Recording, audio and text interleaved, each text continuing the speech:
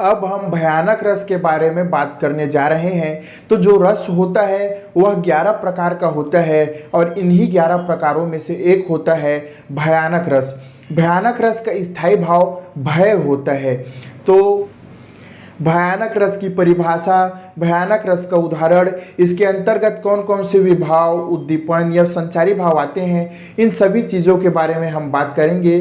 तो आइए देखते हैं कि भयानक रस होता क्या है।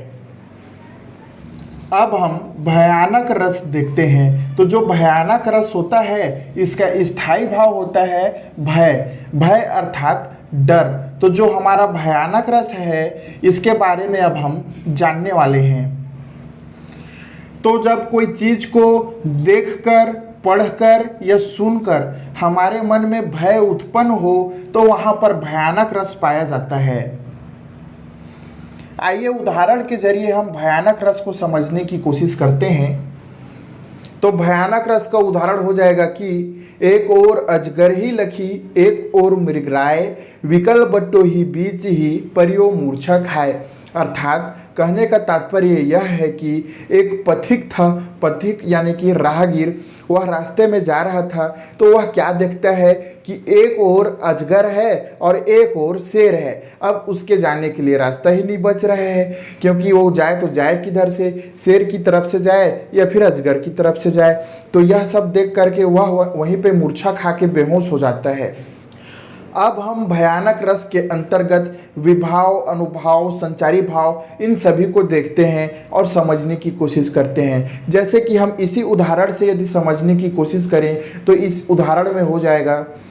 तो जो शेर और अजगर है वह आलंबन विभाव हो जाएगा, और यदि जो शेर है वह दहाड़ रहा है तो यहाँ पे शेर के दहाड़ने से डर में और वृद्धि हो जाती है, इसलिए शेर की दहाड़ उद्दीपन हो जाएगा। या फिर जो अजगर है वह अपना मुंह को और खोल रहा है, तो हम अजगर का मुंह को खुलते हुए जैसे ही देखेंगे हमारे मन में भय की और वृद्धि हो जाती है। तो यहाँ पे अजगर का मुंह खोलना उद्दीपन के अंतर्गत आ जाएगा। जो डरावनी हरकतें हैं वे सभी उद्दीपन के अंतर्गत आ जाएगी। हाथ पैर का कांपना, पसीना छूटना, मूर्छा आना, ये सभी अनुभाव के अंतर्गत आ जाएंगे। और स्थायी भाव क्या हो जाएगा, हमारे मन में डर घर कर गया है तो इसका स्थायी भाव हो जाएगा भय। और संचारी भाव इसके अंतर्गत हो जाएंगे त्रास, मूर्छा, चिंता, शंका, ये सभी जो थोड़े समय के लिए होते हैं ये सभी संचारी भाव हो जाएंगे। यदि इसका PDF देखना चाहते हैं तो डिस्क्रिप्शन पे लिंक दे दूंगा, वहाँ पर जा कर के देख सकते हैं।